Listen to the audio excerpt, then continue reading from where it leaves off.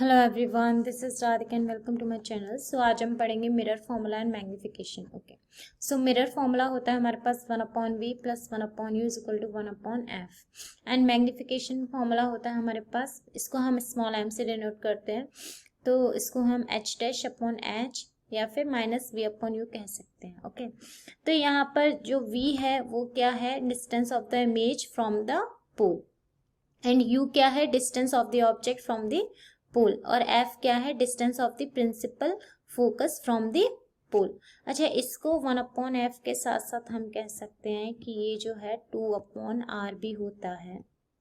Okay, तो यहाँ जो r है वो क्या है, radius of the curvature. Okay, तो जो मिरर फॉर्मूला होगा वो होगा 1/v plus 1/u is equal to 1/f is equal to 2/r भी कह सकते हैं। तो 1/f कह लो या फिर 2/r भी लिख सकते हैं 1/f की जगह। ओके, दोनों में से कुछ भी लिख सकते हैं, दोनों ही सही है। ओके, सो यहाँ पर क्या है ना, हमें जो कुछ भी वैल्यूज पुट करेंगे, सपोज हमें v की वैल्यू पुट करनी है तो हम साइन कन्वेंशन के साथ रखेंगे। ओके, u भी प्लस माइनस जो भी है ना, हमें साइन कन्वेंशन के साथ रखना होगा, तभी हमारे आंसर्स आएंगे, नहीं तो हमारे आंसर्स जो है गलत आएंगे। ओके, तो मिरर फॉर्मूला किस लिए यूज होता है, क्योंकि हमें जो है अगर इमेज की डिस्टेंस निकालनी है, इमेज कहाँ बनी है, कैसी बनी है, तो उसके लिए हम मिरर फॉर्मूला यूज करते हैं, और अगर हमें हाइट निकालनी है तो हम उसके लिए मैग्निफिकेशन का फॉर्मूला यूज करते हैं। ओके, सो मैग्निफिकेशन को थोड़ा सा और देखते हैं। मैग्निफिकेशन में क्या है, सपोज हमारे पास, हम मैग्निफिकेशन निकाला, हमने हाइट निकाली, और हमारे पास जो है मैग्निफिकेशन निकल करके आया m इज इक्वल टू, निकल करके आया हमारे पास -5। ओके, तो इसका क्या मतलब है, -5 मैग्निफिकेशन हमारे पास क्या आया, ये निगेटिव आया, तो इमेज जो है कैसी बनेगी, -5, नहीं, इमेज जो है -5 का मतलब है हमारे पास इमेज जो है इन्वर्टेड बनेगी, उल्टी। ठीक है, और इन्वर्टेड इमेज कैसी होती है, रियल होती है। ठीक है, ऐसे ही अगर हमारे पास m जो है पॉजिटिव आया, सपोज हमारे पास m की जो वैल्यू है वो आई 5।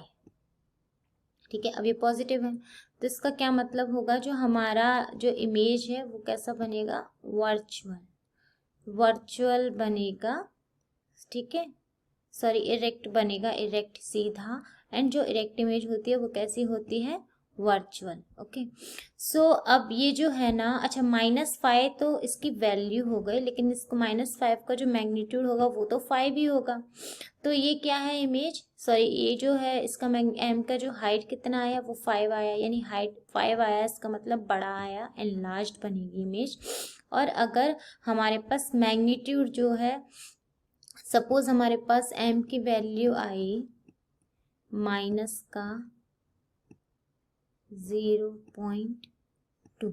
ओके, तो 0.2 का मैग्नीट्यूड क्या होगा, 0.2, 1 से छोटा होगा ना मैग्नीट्यूड, 1 से छोटा है, तो इसका मतलब क्या होगा, जो हमारे पास इमेज होगी वो डिमिनिस्ड होगी, यानी स्मॉल साइज होगी। ठीक है, तो जो है इसको हम पता कर सकते हैं मैग्नीट्यूड से, कि हमारा जो अगर मैग्नीट्यूड 1 से ज़्यादा है तो एनलार्ज्ड इमेज होगा, और 1 से छोटा है तो डिमिनिस्ड इमेज होगा। ठीक है, और अगर नेगेटिव है तो इन्वर्टेड होगा और रियल होगा, और अगर पॉजिटिव है m की वैल्यू तो इरेक्ट होगी और वर्चुअल होगी। ओके, समझ में आएगा आई होप।